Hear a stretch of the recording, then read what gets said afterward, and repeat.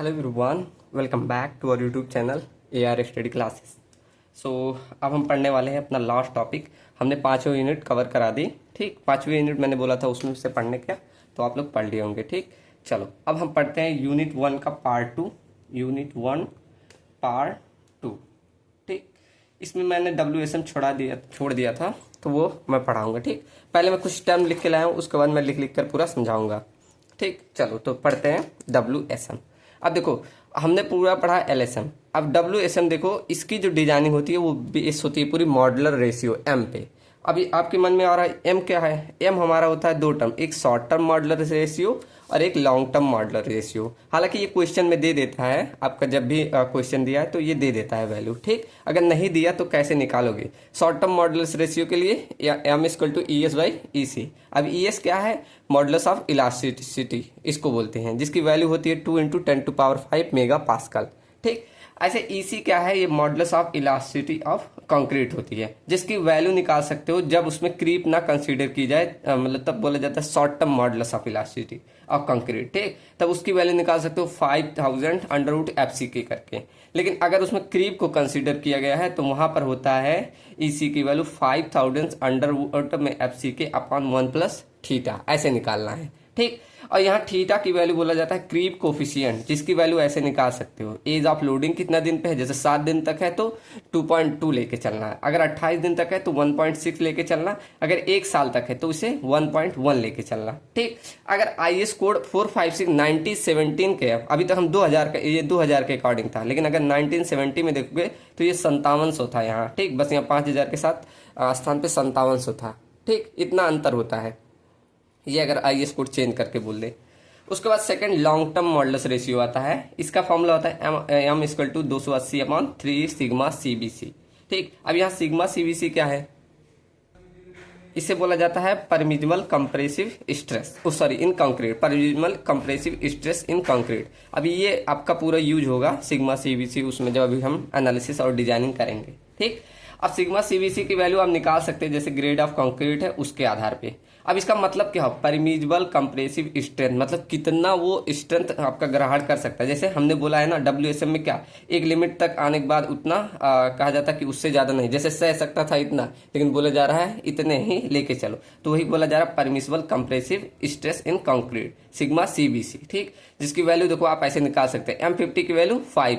कैसे? आप 3 से डिवाइड करते जाइए। जैसे कंक्रीट का इसमें पढ़े होंगे फैक्टर ऑफ सेफ्टी कितना होता है? 3। तो 3 से डिवाइड करोगे, याद हो जाएगा। कैसे? 3 × 5 = 15, तो 5, 3 × 7 = 21, तो इसे 7 ले लेंगे ऐसे अप्रोक्सीमेट। ठीक, ऐसे 3 × 8 = 24, तो इसे 8.5 ले लेना। ऐसे 3 × 9 = 30, और इसका करेंगे तो क्या 11.5 आ जाएगा। ऐसे इसका 13 ले लेना। ठीक, ऐसे ग्रेड के अकॉर्डिंग निकाल सकते हैं। हालांकि क्वेश्चन में ये दिया रहता है डाटा, अगर ना दे तब रेयर के, इसलिए मैं बता दे रहा हूँ।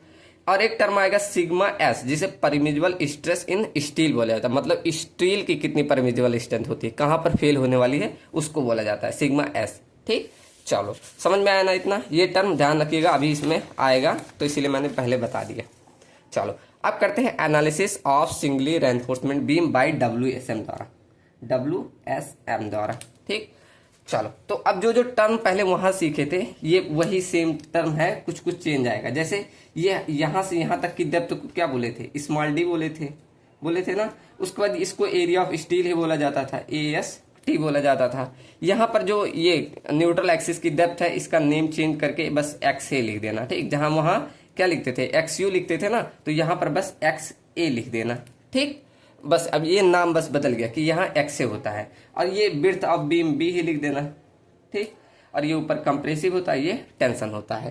ठीक, चलो ये इतना समझ में आया ना इस फिगर में? और इसमें भी सेम, ये जो आपका स्ट्रेन डायग्राम है, ये स्ट्रेन डायग्राम, ये same plane section remain plane before and after bending, तब ये बन के आता है। और स्टील का जो आप पढ़ते थे स्ट्रेस डायग्राम, ये स्ट्रेस डायग्राम ये बस चेंज हो जाएगा। जैसे वहां पैराबोलिक पढ़ते थे, यहाँ ट्रायंगुलर रहेगा। ठीक, यहाँ पर वो पैराबोलिक नहीं बनता। ठीक, चलो ये हो गया। और अगर मैं पूछूं ये वाली डेप्थ, यहाँ से यहाँ तक की डेप्थ कितनी है, तो क्या बताएंगे? यहाँ से यहाँ तक ये इतनी डेप्थ, तो क्या कर दे? अगर D में से इतना घटा दे, ये मान लो इसका कितना है, ये मान लो D0 मान लो कितना, ये इसका कवर दिया गया है। तो टोटल में से अगर हम क्या कर दें, इतना घटा दें, नहीं ऐसे मत करो, ये इतने में से इतना घटा दो, मिल गया। ये डी में से इतना घटा दो, डी में से एक्स से घटाओगे तो ये वाली देखो डी ये है, उसमें से एक्स से घटाओगे तो ये इतना बचेगा। ठीक, तो यहां से ये डिस्टेंस मिल गई। चलो अब देखो इसमें क्या होता है, पूरी जो कंक्रीट यहाँ टेंशन में होता है, पूरा हम कंक्रीट को इग्नोर कर देते हैं। आपने अजम्पशन में लिखा था ना, तो यहाँ पर कंक्रीट को इग्नोर कर दोगे तो कुछ ऐसा स्ट्रक्चर बनेगा, सिर्फ स्टील यहाँ बचेगा और ऊपर वाला जो कंप्रेसिव साइड में कंक्रीट है उसी को बस लिया जाएगा। ठीक, मतलब यहाँ पर सिर्फ स्टील, ऐसे टेंशन साइड में सिर्फ स्टील रहता है, लेकिन हम क्या करते हैं इसको इक्विवेलेंट एरिया मान लेते हैं, ऐसे मतलब पूरा भर के जितने में है उतना सिर्फ मानते हैं, तो इसे इक्विवेलेंट एरिया में चेंज कर देते हैं। क्या, इसे इक्विवेलेंट एरिया में चेंज कर देते हैं, इक्विवेलेंट एरिया। अगर ये निकालना हुआ तो आपको m into A S T कर देना है। ए एस टी क्या, यही एरिया ऑफ स्टील में m मतलब मॉडुलर रेशियो से मल्टीप्लाई कर देना, आपका इक्विवेलेंट एरिया मतलब पूरा ये एरिया निकल जाएगा। ठीक, अगर मैं ये विड्थ पूछूं तो आपको मालूम होगा b और ये वाली डेप्थ आपको मालूम है x a। ठीक, चलो समझ में आया ना सबको। ठीक, अब ऐसे आपको इसमें फिगर में देखो, इसमें जो होता है ऊपर की साइड आपके क्या होता है, कंप्रेसिव स्ट्रेस, जिसे आप डिनोट करते हैं सी ए से। ठीक, और ये वाली वैल्यू एक्सीड नहीं करनी चाहिए परमिजिबल स्ट्रेस से, जो कि हमने सिग्मा सी बी सी से डिनोट किया। मतलब कंक्रीट की जो परमिजिबल क्या होता है, जहां फेल होने वाली होती है उससे कम ही ये कंप्रेसिव स्ट्रेस होना चाहिए। कंप्रेसिव स्ट्रेस मतलब सी ए की वैल्यू। ठीक, ऐसे सेम स्टील में भी है। क्या, इसमें भी हमें टी ए से डिनोट कर दो, टी ए की मतलब जो टी ए मतलब compressive stress on sorry tensile stress on east side. ठीक, ये वैल्यू एक्सीड नहीं करनी चाहिए। हमने पढ़ा सिग्मा एस से, यहाँ हमने पीछे लिखा था ना सिग्मा एस से, ये मतलब परमिजिबल स्ट्रेस से आप स्टील से एक्सीड नहीं करने चाहिए। कौन सा, टी ए, जो इस साइड स्ट्रेस अप्लाई कर रहे हो, मतलब टेंशन में स्ट्रेस जो लग रहा है टी ए। ठीक, चलो अब इस पे अगर मैं पूछूं जो फोर्स लगता है, एक फोर्स लगता है ना ऐसे कंप्रेशन फोर्स सी लगता है, यहाँ टेंशन फोर्स टी लगता है, तो ये वाला अगर फोर्स अभी फोर्स हम बाद में निकाल लेंगे, तो मैं पूछूं अगर ये डिस्टेंस कितना रहेगा तो कहाँ पर लगता है, एकदम सेंट्रॉइड पे लगता था तो वहां निकालने की जरूरत पड़ती थी, लेकिन यहाँ निकालने की जरूरत ही नहीं पड़ेगा। क्या आपको मालूम है ये एक्स ए होता है, तो आप बताओ ये ट्रायंगुलर शेप है, ट्रायंगल का मतलब सेंट्रॉइड पॉइंट कहाँ होता है, आपको मालूम है एक्स ए बाई 3 डिस्टेंस पे होता है, मालूम है ना। तो उस प्रकार के आप इसका सेंट्रॉइड निकाल लेंगे एकदम इजीली। ठीक, चलो अब अगर मैं लीवर आर्म पूछूं आपसे, लीवर आर्म क्या होता था, हमारा वर्टिकल डिस्टेंस होता था between compressive force and stress tensile force, इन दोनों के बीच की, मतलब ये वाली डिस्टेंस आपकी क्या कहलाती थी, लीवर आर्म। जैसे हमने एलएसएम में पढ़ा था, सेम ये यहाँ भी वही लीवर आर्म होगा, बस यहाँ वैल्यू चेंज होगी। क्या, अब ये इतना डिस्टेंस चाहिए, अब ये पूरे में से अगर मैं ये इतना घटा दूं, पूरा आपका कितना है, इतना आपका डी है, यहाँ से देखो ये पूरा डिस्टेंस कितना है, ये स्मॉल डी है, इसमें से आप इतना घटा दो एक्स से बाई 3 तो आपको लीवर आर्म मिल जाएगा। ठीक, यहाँ मैं दिखा दूं, लीवर आर्म इक्वल टू क्या है, लीवर आर्म बराबर आया आपका कितना, d minus x A by 3। ठीक, ये आपका लीवर आर्म आ गया। ऐसे आपका, अच्छा इसका भी सेंट्रॉइड निकाल दो, ये तो रेक्टेंगल है, रेक्टेंगल का सेंट्रॉइड कहाँ रहता है, इसके हाफ पोर्शन पे, मतलब एक्स ए बाई 2 पे। ठीक, चलो अब पहला चीज हम निकालते हैं, ये न्यूट्रल एक्सिस की डेप्थ यहाँ कैसे निकालोगे, ये जो एक्स ए की वैल्यू है यहाँ कैसे निकालोगे। तो वहां तो हम कंप्रेसिव फोर्स और टेंशन फोर्स को बराबर करके मतलब निकाल लेते थे, लेकिन जब यहाँ निकालोगे तो हमें निकालना पड़ता है equivalent moment of area in दोनों साइड में, कंप्रेसिव और टेंशन में दोनों साइड में। ठीक, तो यहाँ से लिख दो, for calculating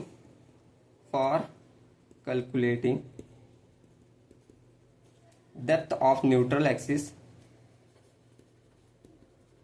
we have to equate moment of, ऐसे लिख दो moment, चलो पूरा लिख दो, moment of area on both side। ठीक, ऑन बोथ साइड, मतलब वहां पर हम कंप्रेसिव फोर्स और टेंशन फोर्स को बराबर करते हैं, लेकिन यहां पर मोमेंट ऑफ एरिया निकालना पड़ता है दोनों साइड में, मतलब कंप्रेसिव साइड में और टेंसाइल साइड में। अब कैसे निकालोगे, तो मोमेंट ऑफ एरिया का फॉर्मूला होता है, मोमेंट ऑफ एरिया, इसका फॉर्मूला होता है क्या, एरिया ऑफ द सेक्शन, जो भी जैसे कंप्रेसिव भी निकाले तो उसका एरिया ऑफ सेक्शन। ठीक, इनटू में उसकी सीजी, यहाँ सीजी हमने सबका निकाल दिया ना, सीजी तक न्यूट्रल एक्सिस से सीजी तक का डिस्टेंस कितना है, तो ऐसे लिख दो क्या, CG of section from neutral axis, ये हम देख लेंगे डिस्टेंस, यही मल्टीप्लाई कर दोगे आपको मिल जाएगा मोमेंट ऑफ एरिया। ठीक, ऐसे आपको टेंशन में निकालना है, टेंशन में निकालो, कंप्रेशन साइड में निकालना है तो वहां निकाल लेना। ठीक, चलो यहां से हमें जो जो बेसिक टर्म चाहिए हमने सीख लिया। अब हम बढ़ते हैं एनालिसिस पे।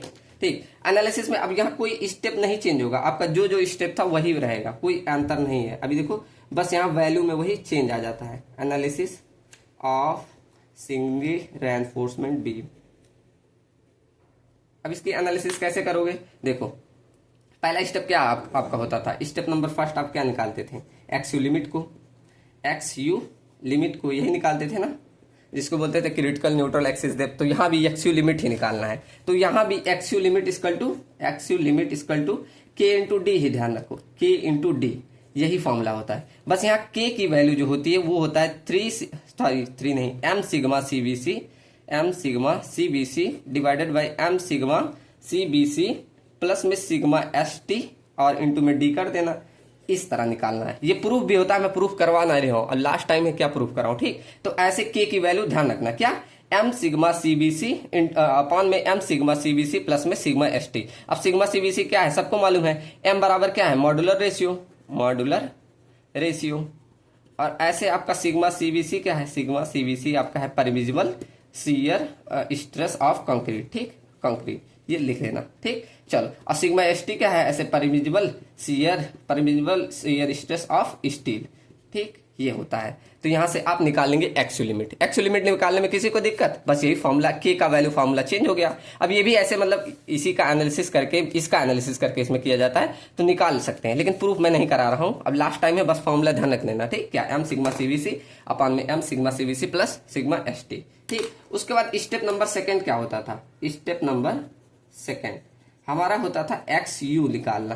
ठीक, जिसे बोलते हैं न्यूट्रल एक्सिस डेप्थ निकालना है। अब यहां मैंने बोला था कि जब हम न्यूट्रल एक्सिस की डेप्थ निकालते हो तो क्या करते हो, मोमेंट ऑफ एरिया दोनों साइड का निकाल के तब हम इक्वेट करते हैं। मतलब आपको moment of area in tension side में निकालना है और moment of area in compressive side, दोनों का निकाल के इक्वेट कर देना, आपका आ जाएगा। चलो, तो moment of area tension side में निकालो। अब इसका फॉर्मूला मैंने क्या बताया, एरिया ऑफ दिस सेक्शन। तो टेंशन साइड में मतलब इसका एरिया। अब बताओ, यहां मैंने लिख दिया इक्विवेलेंट एरिया, मतलब एरिया तो इसका मालूम है कितना है, m into A S t, m small m into A S t. ये तो एरिया आपको मिल गया शुरू में ही।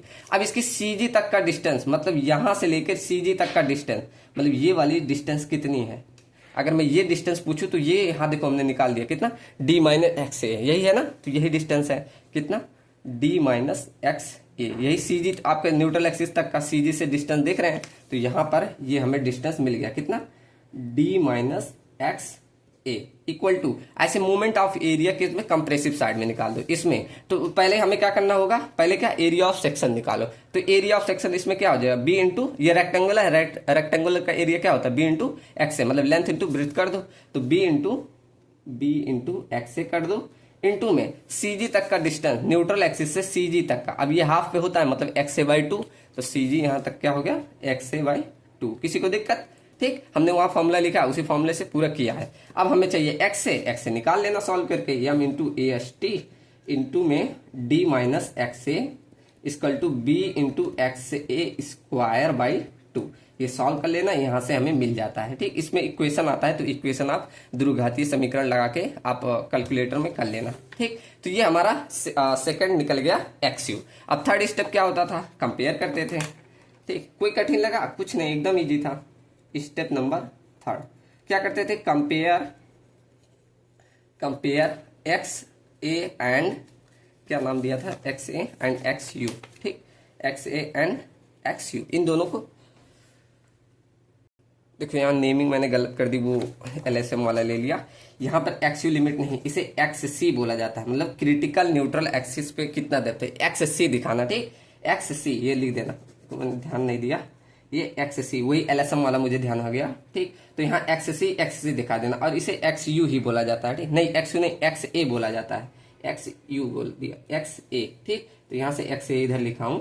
ठीक, चलो, तो यहाँ एक्स है, तो कंपेयर किसका करोगे, एक्स ए और एक्स सी का। ठीक, समझ आना, वो नेमिंग में मैं गलत कर दिया थोड़ा, यहाँ पर एक्स सी दिखा देना। अब दोनों को कंपेयर कर लो, तो तीन सेक्शन बनते हैं। एक आपका बैलेंस सेक्शन, तीनों ऐसे लिख दो पहले, एक आपका बैलेंस सेक्शन बनता है, बैलेंस सेक्शन, और एक बनता है आपका under reinforcement section, under reinforcement section, and C आपका बनता है ओवर रेनफोर्समेंट सेक्शन। ठीक, ओवर रेनफोर्समेंट सेक्शन।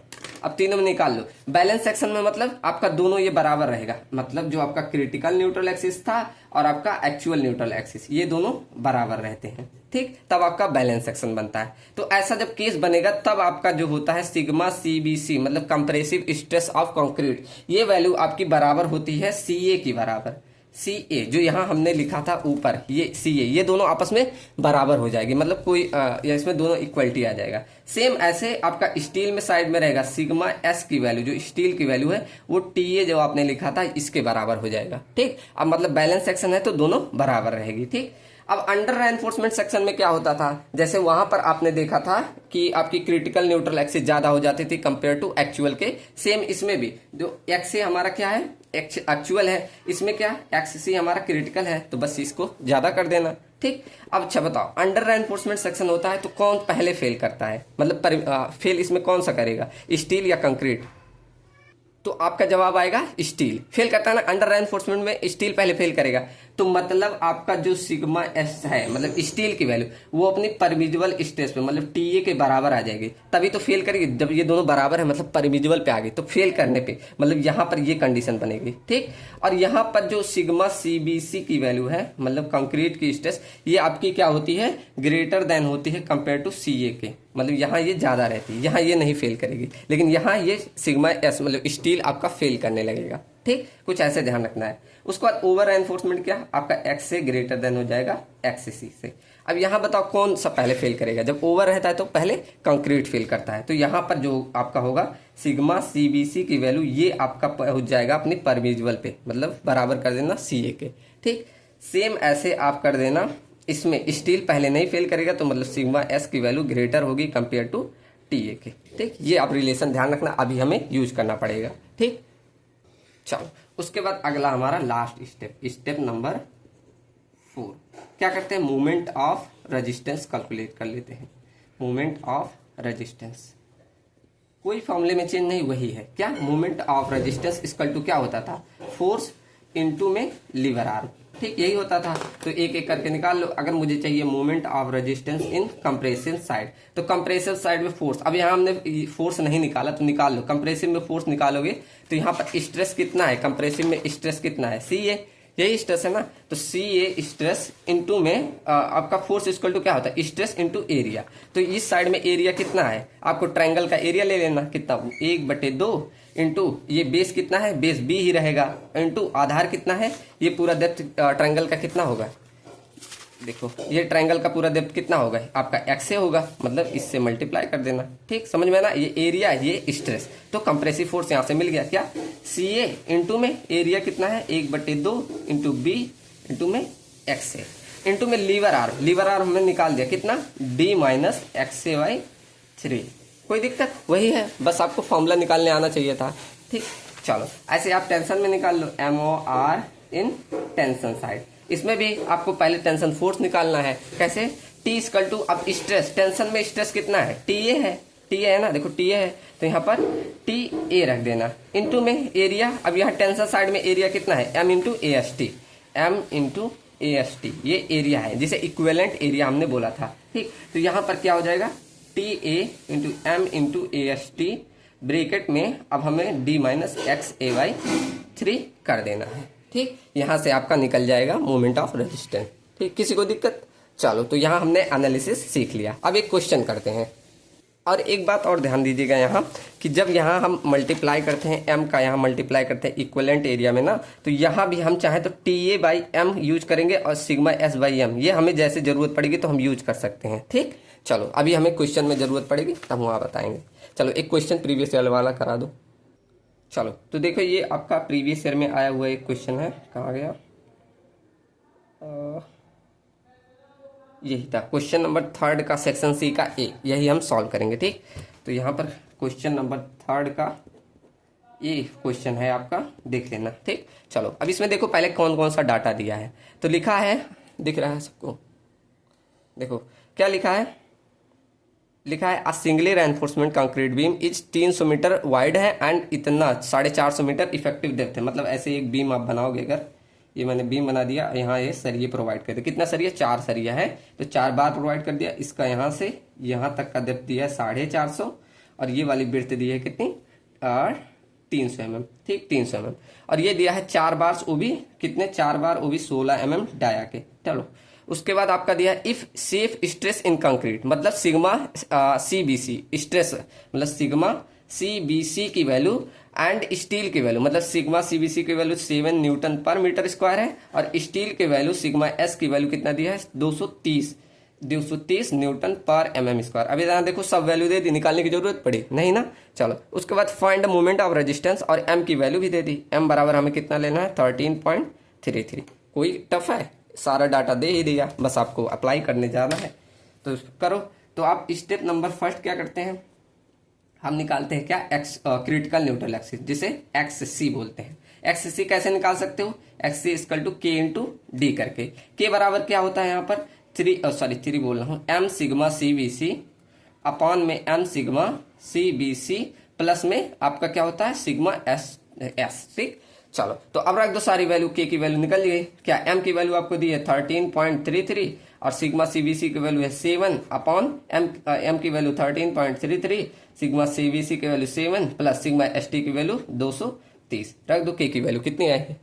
चलो करो, तो यहाँ पर 13 पूरा इस पे करो, 13.33 इंटू में 7, और नीचे है कितना? 13.33 इंटू में 7 प्लस में 230। ठीक, तो ये वैल्यू आ गई 0.288। ठीक, तो कितना? 0.2886 ऐसे लिख दो। इसमें XC बराबर क्या करना है? D से मल्टीप्लाई करना है। D आपका 400 है, तो इसमें मैं 450 है, तो 450 मल्टीप्लाई करूंगा तो वो आ जाएगा 129.87। ठीक, कितना? 129.87।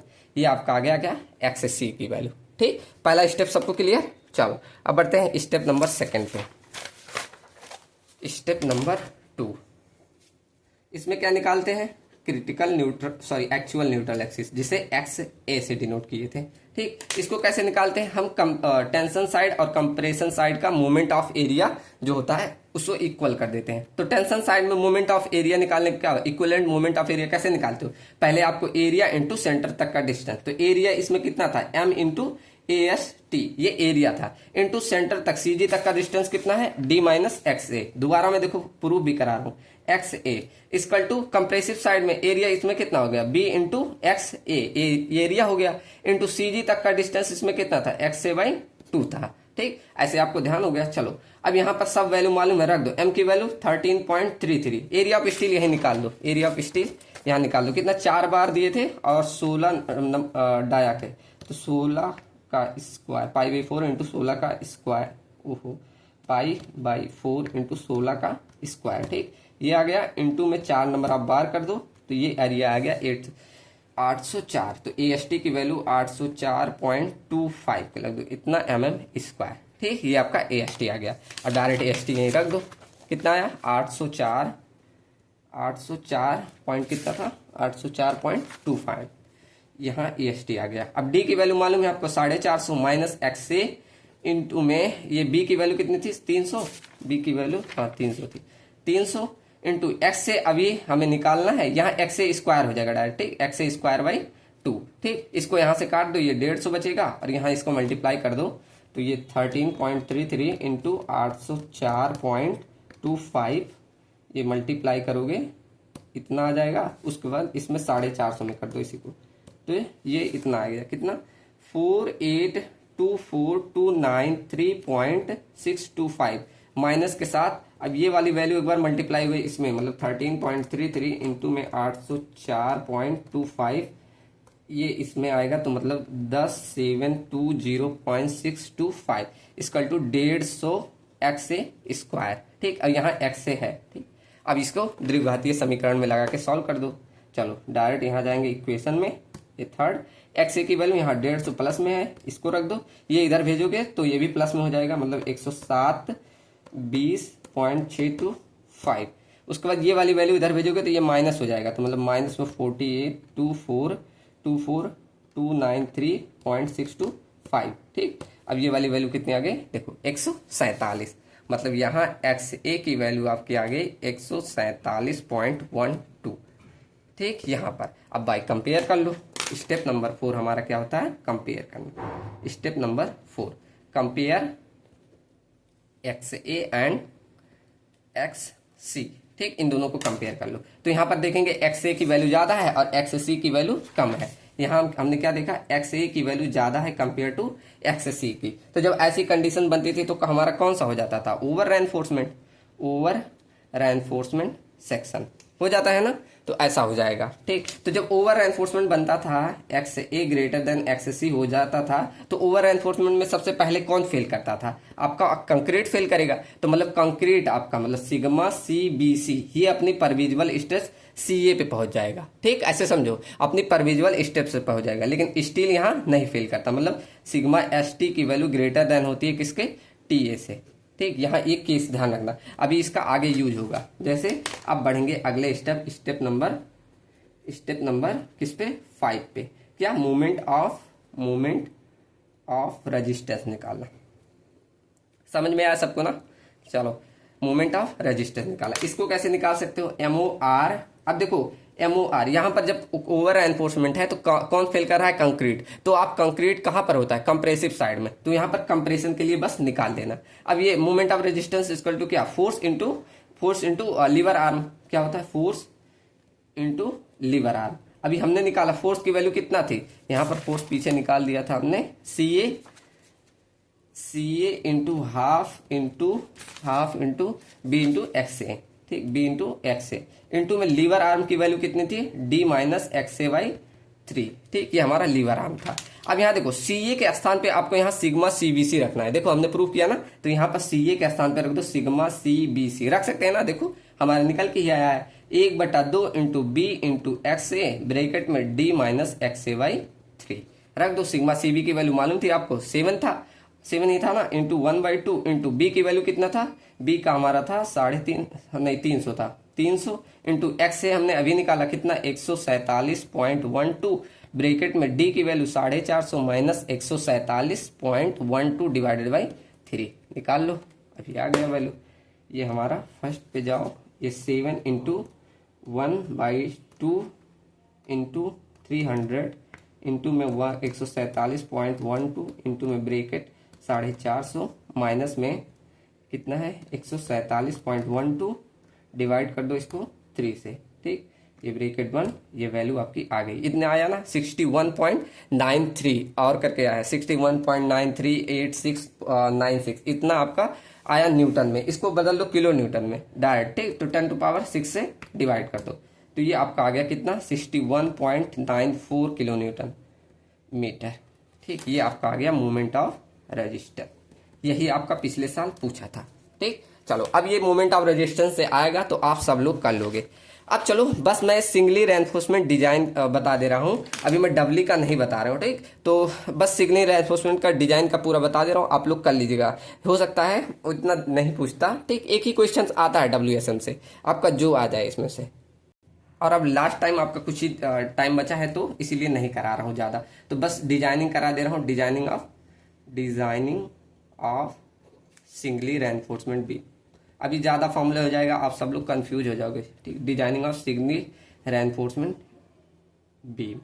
अब देखो एक बात ध्यान रखो, हमने वहां भी देखा जब भी हम सिंगली रेनफोर्समेंट डिजाइन करते हैं तो क्या हमेशा बैलेंस सेक्शन लेके चलते हैं। तो यहाँ भी जब हम डिजाइन करेंगे तो हमेशा बैलेंस सेक्शन लेके चलेंगे। तो बैलेंस सेक्शन लेके चल रहे हैं तो यहाँ एक्स ए की वैल्यू एक्स सी के बराबर हो जाती है। ठीक, मतलब एक्चुअल डेप्थ क्रिटिकल के बराबर हो जाता है। ठीक, तो यहाँ पर क्या हम लिख सकते हैं, यहाँ पर सी ए की value sigma C B c के बराबर रहेगी और ये सिग्मा एस टी की वैल्यू टी ए के बराबर रहेगी। लिख लेंगे। ठीक, कोई दिक्कत नहीं ना। और यहाँ पर ऐसे भी लिख सकते हैं कि एक्स ए की वैल्यू एक्स सी के बराबर है तो एक्स सी बराबर हमारा क्या था के इंटू डी, तो ये भी लिख सकते हैं। ठीक, चलो सिंपल। अब जैसे वहां पर मैंने डिजाइनिंग बताया था, एक बार आप कंप्रेसिव साइड को उठाओ, एक बार टेंशन साइड को, उसके बाद सॉल्व कर दो। कैसे, पहले ए आपको उठाओ कंप्रेसिव साइड वहां जैसे प्रूफ रहा था सेम यहाँ भी वैसे ही। कंप्रेसिव साइड क्या करना है, कंप्रेसिव साइड का मोमेंट ऑफ रेजिस्टेंस ले लो कंप्रेसिव साइड का। तो क्या होता है फोर्स, वही फोर्स इनटू लीवर आर्म। तो कंप्रेसिव फोर्स कितना आया, अभी यहाँ पीछे हमने लिखा कंप्रेसिव फोर्स हमारा कितना था आपका सी ए इंटू 1/2 इंटू में बी इंटू एक्स ए और इंटू में लीवर आर्म कितना है D minus x A by 3, ये आपका लीवर आर्म। तो ऐसे कंप्रेसिव फोर्स को आपको उठा लेना है। ठीक, अब यहाँ हमने ऊपर कंडीशन लिखी, क्या सी ए बराबर हम लिख सकते हैं सिग्मा सी बी सी। तो यहाँ लिख दो sigma C B C into 1/2 into B into, अब एक्स ए के स्थान पे क्या मैं के डी लिख सकता हूँ, तो के इंटू डी कर दो, इंटू में डी माइनस, अब यहाँ एक्स के स्थान पे के इंटू डी लिख दो बटे में 3। अब यहाँ देखो डी डी कॉमन हो रहा है, कर दो। ऐसे सेम एलएसएम में भी किया था, याद है ना सबको, बस यहाँ बस सबका नाम बस बदला है, इंटू बी इंटू में के इंटू ये डी स्क्वायर हो जाएगा, ये 1 माइनस के बाई 3 हो जाएगा ना।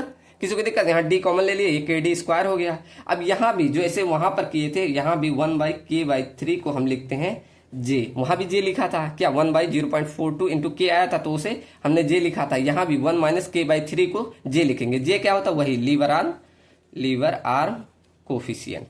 ठीक, कोई चेंज, बस यहाँ लिख दो sigma C B C into 1/2 into B into में k into d square into j, ये हमारा क्या आ गया, moment of resistance in compressive side. तब यहां से देखो, अब क्या करते हैं, इसको अरेंज कर लो, ऐसे लिख दे sigma C B C into 1/2 into K into में जे इंटू में बी डी स्क्वायर। अब यहां भी इतने टर्म को हम बोल देते हैं क्यू, जैसे वहां हमने बोला था क्यू, वैसे यहां भी क्यू बोल देना है। तो यहां से हमें फॉर्मूला मिल जाएगा q b D square equal to MOR in compressive side. ठीक, समझ में आया ना, ऐसे कर देना है। अब यहाँ लेकिन Q की वैल्यू आपको ज्ञात करनी पड़ेगी, ऐसे पूरा, जैसे सिग्मा CBC निकालो, 1/2 निकालो, फिर K निकालो। K कैसे निकलते हैं, ऐसे ऊपर जैसे पूरा फॉर्मूला के K का फॉर्मूला कैसे होता है, M सिग्मा CBC अपॉन में M सिग्मा CBC प्लस में सिग्मा ST, ऐसे रख के फिर आपको J निकालना होगा। J यहाँ रख के कैसे 1 माइनस K का मान मालूम चलेगा, फिर निकाल के तब रखना पड़ेगा, तब यहाँ Q का निकलेगा। वहां तो हमने चार्ट बनवा दिया था, वहां से निकाल, लेकिन यहाँ निकालना पड़ेगा। ठीक, चलो यहाँ से अगर मैं डेप्थ हमें निकालना हुआ तो डेप्थ भी निकाल लेंगे, कैसे MOR divided by Q into b करके। ठीक, ऐसे निकाल लेंगे। ठीक, समझ में आया ना सबको। चलो अब बढ़ते हैं, सेम LSM की तरह है, बस आपका नाम बस बदला है सबका। अब बढ़ते हैं स्टेप सेकंड, हम टेंशन साइड। यहां से क्या निकलता है, area of reinforcement, tension side. ठीक, चलो तो टेंशन साइड में क्या निकालते हैं, MOR in tension side equal to, बस टेंशन साइड का फोर्स ले लो। फोर्स क्या होता है, एरिया मतलब M इंटू AST, ये आपका हो गया आपका एरिया इंटू, देखो फिर से देख लो कंफ्यूजन क्या होता है, compressive force M into AST bracket में D माइनस, अब टेंशन फोर्स क्या निकाला था, M into AST into TA, sorry TA। ठीक, M into AST into TA, ये आपका आ गया फोर्स, इंटू में आपको लीवर आर्म को कर देना है। क्या लीवर आर्म हमारा क्या है, D माइनस XA/3। अब यहां ध्यान दो, यहां TA बराबर हम TA/M लेके चलते हैं। ठीक, क्यों, हमने बोला था ना वहां कि हम जब जरूरत पड़ेगी तो हम ये लेके ले लेंगे। तो यहाँ M से M की वैल्यू ऐसे कट जाती है। ठीक, तो यहां से हमें मिल जाएगा AST इंटू TA ब्रैकेट में D माइनस XA/3। किसी को दिक्कत। ठीक, अब यहाँ TA बराबर हम क्या लिख सकते हैं, देखो TA बराबर सिग्मा ST लिख सकते हैं, ऊपर लिखवाया, तो यहाँ पर हो जाएगा AST into sigma ST bracket में क्या D माइनस, अब ये हमारा देखो x के स्थान पे K इंटू D लिख दो बटे में 3। तो ये आपका moment of resistance in tension में ये आया, अभी और सॉल्व करना पड़ेगा। तो यहाँ से moment of resistance in tension side equal to क्या आया, AST into sigma ST bracket में D माइनस K D/3। ठीक, तो D यहाँ से कॉमन ले लोगे, D कॉमन लोगे तो AST इंटू सिग्मा ST, यहाँ पर D 1 माइनस क्या बचेगा, 1 माइनस K/3। K/3 को इसको क्या बोल दोगे, J, तो यहाँ AST into sigma ST into D into J आ जाएगा। ठीक, ये आपका आ गया moment of resistance in tension side. चलो अब यहाँ AST हमें निकालना, AST निकाल दो, क्या बाकी सबको इधर भेज दो। तो ये आपका आ जाएगा moment of resistance in tension side divided by क्या, sigma ST into D into J। ठीक, बस ये आपका आ गया एरिया ऑफ रेनफोर्समेंट निकालने का फॉर्मूला। किसी को दिक्कत हुई, चलो दिख नहीं रहा आपको, ब्लर दिख रहा है, एक सेकेंड, चलो अब दिखा ना। तो यहां से कुछ ऐसे निकाल लेते हैं। ठीक, चेंज करके बस ये आपका आ गया area of reinforcement in tension side, क्या MOR/T sigma ST into J, ये आपका आ गया फॉर्मूला। बस अब आप लोग को क्वेश्चन ट्राई करना होगा, अगर आपका सिलेबस तैयार हो गया हो तो क्वेश्चन भी ट्राई कर लेना। ठीक, चलिए मिलते हैं आपके अगले सेमेस्टर में, and thank you and thanks for watching.